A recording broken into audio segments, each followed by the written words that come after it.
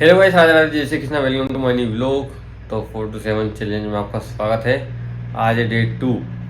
तो गाइस मस्त मैं उठ गया हूँ अभी। भाई देखो टाइम कितना हो रहा है भाई,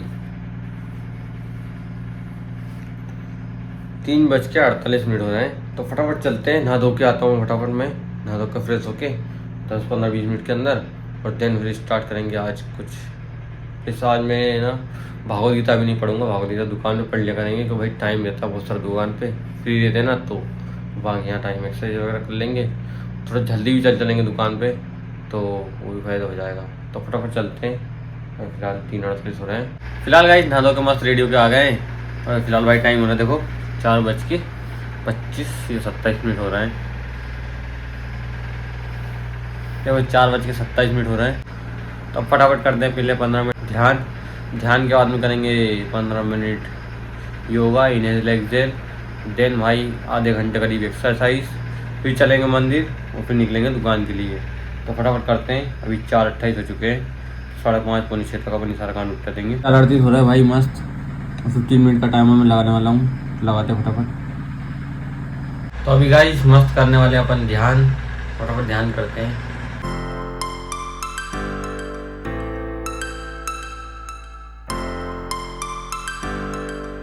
तो फिलहाल गाइस मस्त कर लिया देखो। 38 से कितने हो चुके भाई, 22 मिनट। तो मैंने ज़्यादा देरी करा है। तो फटाफट हो चुके अपने फिलहाल ध्यान। अब अपन करेंगे इनहेल एक्सहेल। तो फटाफट करते हैं। 15 मिनट का रहेगा तो 4 तरीके करेंगे, उसमें 3-3 मिनट की 5 तरीके करेंगे, सॉरी। फटाफट करते हैं स्टार्ट।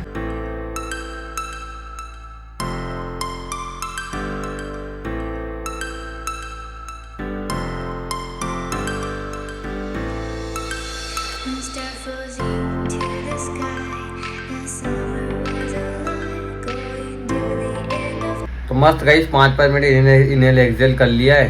अब फटाफट करना पड़ेगा अपन को, क्या करना है। अब करेंगे एक्सरसाइज बढ़िया आधा घंटे भाई। तो मस्त गाइस पानी भी ले आया हूँ। तो भाई इतना मैंने पी लिया था, इतना और भर लाया हूँ। तो ये पूरा पीना है अपन को।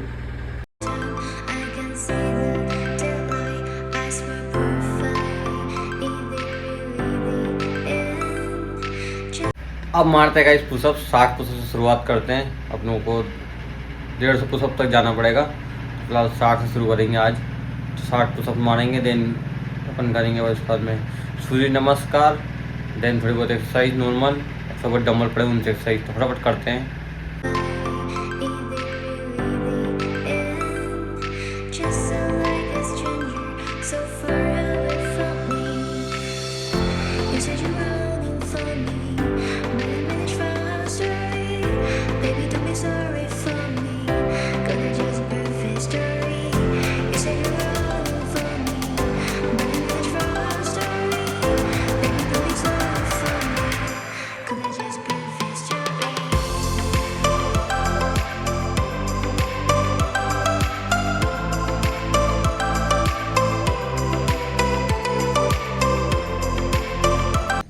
तो गाइस मस्त 4 to 7 की एक्सरसाइज कंप्लीट हो चुकी है। अब मैं जा रहा हूँ फिलहाल मंदिर से आके मस्त निकलेंगे दुकान के लिए। भाई 1 लीटर में इतना सा पानी, में इतना सारा मैंने पानी पी लिया है, इतना सारा बचा हुआ आके पीऊँगा मंदिर से। फिलहाल गाइस मस्त चलते हैं अब भाई। मैं वर्किंग करते हुए जाऊँगा, पर मोबाइल भीग जाएगा भाई, बारिश आ रही है ना, तो इसलिए वीडियो नहीं बना पाऊँगा। तो बारिश स्टार्ट होगी देखो बाहर। तो भाई यहाँ देखो 2.7 किलोमीटर पड़ती है भाई हमारी शॉप। तो मैं फ़िलहाल वॉकिंग करके जाने वाला हूँ। तो आराम से 20 से 30 मिनट लगेगा, तो बस पहुँच जाएंगे। अभी गाइस 25% रास्ता कवर हो चुका है। अभी अपन को 75% और करना है। यहाँ से सीधा जाऊँगा वहाँ तक, वहाँ से देन वापस लेफ्ट लेना है, लेफ्ट सीधा दुकान में रहेगी अपनी। तो फटाफट चलते भाई।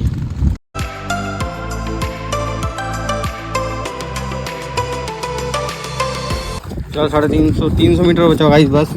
यहाँ से सीधा अपना दुकान है बस डायरेक्ट। मस्त प्योर ब्लॉग लग चुका, कितना अच्छा लग रहा भाई। तो फिलहाल गाइस मैं आया हूँ भाई भगवत गीता की वीडियो शूट करने। तो शूट करते फटाफट। आपके लिए मैं श्लोक बोलता हूँ, कल से मैंने बोला था, उससे आगे वाला आज बोलने वाला हूँ। तो कल गाइस मैंने यहाँ तक का पढ़ा था, अब इसके आगे वाला आज पढ़ने वाला हूँ मैं, यहाँ से लेके तो पूरा यहाँ तक। तो फटाफट पढ़ते हैं। महाभारत में वर्णित धृतराष्ट्र तथा संजय की वार्ताएं इस महान दर्शन के मूल सिद्धांत का कार्य करती हैं। माना जाता है कि इस दर्शन की प्रस्तुति कुरुक्षेत्र के युद्ध स्थल में हुई थी, जो वैदिक युग के पवित्र तीर्थ स्थल रहा है। इसका प्रवचन भगवान द्वारा मानव जाति के पथ प्रदर्शन हेतु तब किया गया था, जब वे इस लोक में स्वयं उपस्थित थे। धर्मक्षेत्र शब्द सार्थक है, क्योंकि कुरुक्षेत्र में युद्ध स्थल में अर्जुन के पक्ष में श्री भगवान स्वयं उपस्थित थे। कौरवों का पिता धृतराष्ट्र अपने पुत्रों को विजयी भी संभावना के विषय में अत्यधिक संदिग्ध था। अंत इसी संदेह के कारण उसने अपने सचिव से पूछा, उन्होंने क्या किया? वहाँ आश्वस्त था कि फिर उसके पुत्र तथा उसके छोटे भाई पांडु के पुत्र कुरुक्षेत्र की युद्धभूमि में निर्णायक संग्राम के लिए एकत्र हुए हैं। फिर भी उसकी जिज्ञासा सार्थक है। वह नहीं चाहता था कि भाइयों में कोई समझौता हो। अंत वहाँ युद्धभूमि में अपने पुत्रों को नियति भाग्य भावी के विषय में आश्वस्त होना चाह रहा था, क्योंकि इस युद्ध में कुरुक्षेत्र में लड़ा जाना था, जिसका उल्लेख वेदों में स्वर्ग के निवासियों के लिए भी तीर्थस्थल के रूप में हुआ है। अंत धृतराष्ट्र के अत्यंत भयभीत था कि इस पवित्र स्थल के युद्ध में परिणाम पर न जाने कैसा प्रभाव पड़े। उसे भलीभांति ज्ञात था कि इस प्रभाव तथा अर्जुन पांडु के अन्य पुत्रों के अत्यंत अनुकूल पड़ेगा, क्योंकि सुबह में वे सभी पुण्यात्मा है। संजय श्री व्यास का शिष्य था। अंत उसी कृपा संजय धृतराष्ट्र के कक्ष में बैठे बैठे कुरुक्षेत्र के युद्ध स्थल का दर्शन कर सकता था। इसलिए धृतराष्ट्र ने युद्ध स्थल की स्थिति के विषय में पूछा। पांडव तथा धृतराष्ट्र के पुत्र दोनों ही एक वंश के संबंधित हैं, किंतु यहाँ पर धृतराष्ट्र के वाक्य में उनकी मनोभाव प्रकट होते हैं। उसने जानबूझकर अपने पुत्रों को कुरु कहा है और पांडु पुत्रों को वंश में उत्तराधिकारी से विलग कर दिया। इस तरह पांडु के पुत्रों अर्थात अपने भतीजों के साथ धृतराष्ट्र की विशिष्ट मन स्थिति समझी जा सकती है। जिस प्रकार धान के खेत में अवांछित पौधों का उखाड़ दिया जाता है, उसी प्रकार इस कथा के आरंभ से ही ऐसी आशा हो जाती है कि जहाँ धर्म के पिता श्री कृष्ण उपस्थित हों, वहाँ कुरुक्षेत्र रूपी खेत में दुर्योधन आदि धृतराष्ट्र के पुत्र सभी रूपी अवांछित पौधों को समूल नष्ट करके युधिष्ठिर आदि निहतांत धार्मिक पुरुषों का स्थापना की जाएगी। यहाँ धर्म क्षेत्र तथा कुरुक्षेत्र के शब्दों की उनकी ऐतिहासिक तथा वैदिक महत्ता की अतिरिक्त भी सही सार्थकता है।